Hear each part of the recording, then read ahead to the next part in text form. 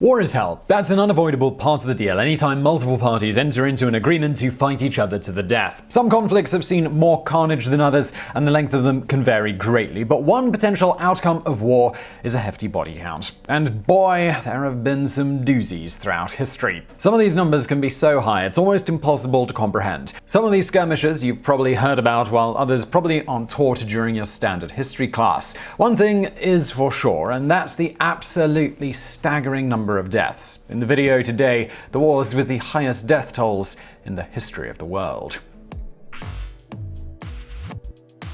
Number 10. The Second Congo War. Several countries in Africa hosted battlefields during World War II, and nothing since then on the continent saw the same amount of death and destruction until 1998. That's why the Second Congo War has been referred to as Africa's World War. The country of Zaire was invaded by the neighboring country Rwanda in 1996, causing Zaire President Mobutu to flee. The country was then dubbed the Democratic Republic of Congo, but the republic was pretty tenuous already. Several shifts of power took place, with other African countries supporting Rwanda while others took up arms for the DRC. 9 countries and 25 groups and militias entered into the fray in total. Beyond the fighting was an absolute slew of famine and rape. Though a peace accord was signed in 2002, the fighting in no way stopped. Natural resources, which are incredibly plentiful in the areas affected by the war, are a constant source of power struggles and renewed conflicts. Over 5 million people have died as a direct cause of the Second Congo War,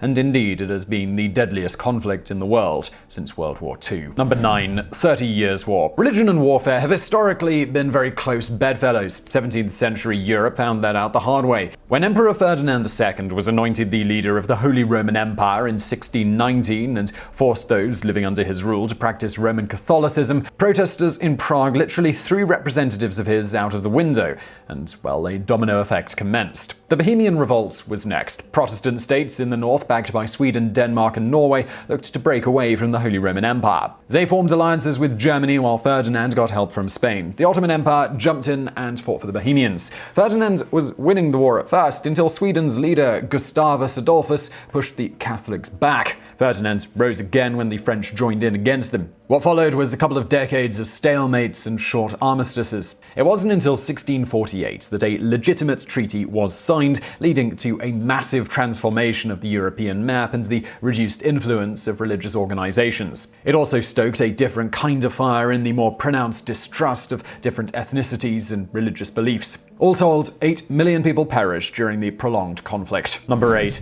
Russian Civil War. As Russia was participating in the maelstrom that was the First World War, internally the country was in utter chaos. 2 revolutions in February and October of 1917 led to Tsar Nicholas II abdicating and a massive surge by the Bolsheviks, a faction helmed by Vladimir Lenin. The sides were drawn, the Red Army seeking to install Bolshevik leader Lenin, and the White Army, a collection of allies including democratic socialists and capitalists. Even though Russia was fighting the war in-house, other countries like France, the US, and England jumped in to support the White Army. That support ended when World War I finished up the next year. The next 2 years saw shifting balances between red and white, but in 1920 the Bolsheviks won a decisive victory in the south that saw a major retreat of the White Army. The Bolsheviks' desire to create a Soviet Socialist Republic, it was complete, but at the cost of over 9 million lives. Number 7. Lushan Rebellion. Dynasties in China are almost like the NFL in that teams, in this case ruling factions, have a continuous prolonged streak of greatness. The difference is that instead of the Patriots, 49ers, and Steelers having great decades, it's Chinese emperors leading the country for hundreds of years and causing untold amounts of bloodshed in the process. In 755 AD, the Tang Dynasty saw one of its own military men lead a rebellion against the ruling government. The general, An Lushan, named himself emperor, which the actual sitting emperor didn't like, and he took over the capital city of Chang'an. His rival kingdom named itself the Yan Dynasty, and it continued for 8 years before the Tangs finally shot down the rebellion.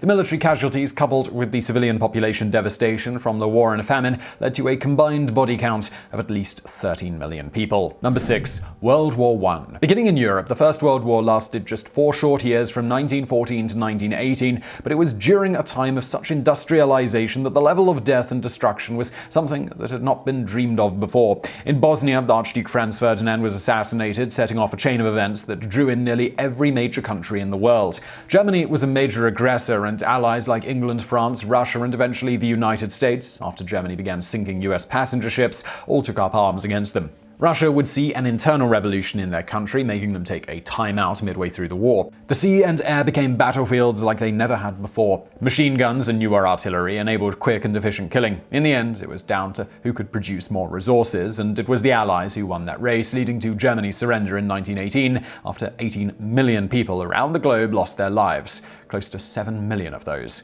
were civilians. Number 5. Taiping Rebellion. One in a long list of devastating wars that occurred within China, the Taiping Rebellion took place from 1850 until 1864. It was a revolt against the reigning Qing Dynasty, which we're going to talk about shortly, by a cult-like group known as the God-worshipping Society, who took issue with the economic conditions around them. The Taiping Rebellion even led to the group seizing the major city of Nanjing for over a decade. The leader of the rebellion, Hong Xiquang, began to expand the reach of his God-worshipping society throughout China. In 1850, he began to see that his group was poorly armed and organized. They saw some victories as they defeated Qing armies in several cities, and the siege of Nanjing would be their high watermark. But once Europe joined the Qing forces, that was the beginning of the end. Hong was found dead in 1864, and the revolt fizzled out, leaving in its wake at least 20 million dead. Number 4. Qing Dynasty Conquest. The Ming Dynasty in China ruled from 1368 until 1644, overseeing a time that included much of the Great Wall being built, the first movable metal type printing, and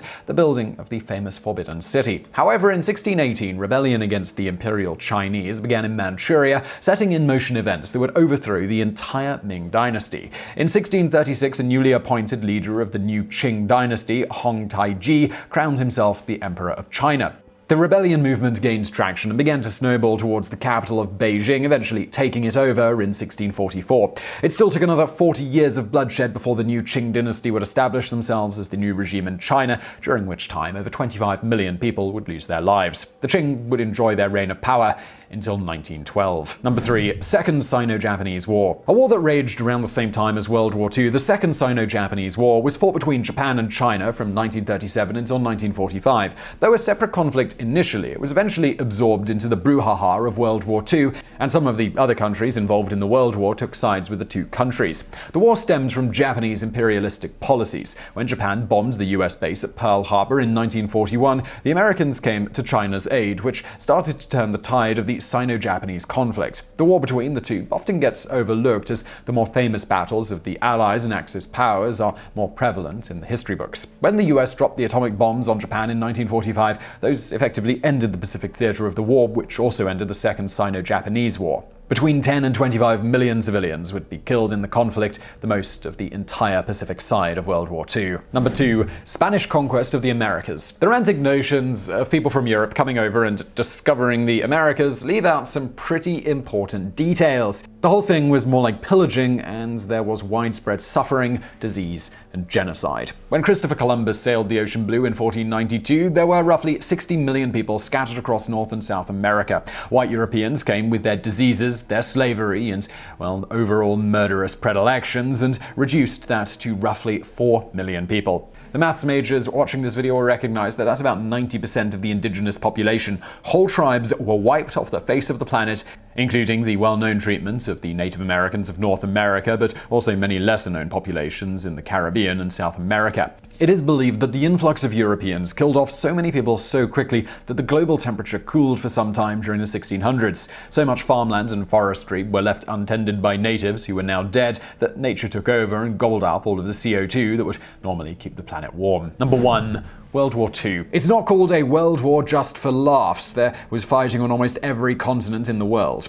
The sides were mostly drawn up as the heroic Allies versus the evil Axis powers, with over 30 countries around the globe embroiled in the conflict. Russia, on the Allies' side, mostly, took the brunt of human losses in World War II with over 20 million deaths. Those weren't all from soldiers fighting either. Many were civilian losses, from cities being cut off and from the Russian leader Joseph Stalin being an all-around awful person. You would imagine that the Americans would have taken quite a hit, but they actually only lost about 500,000 people.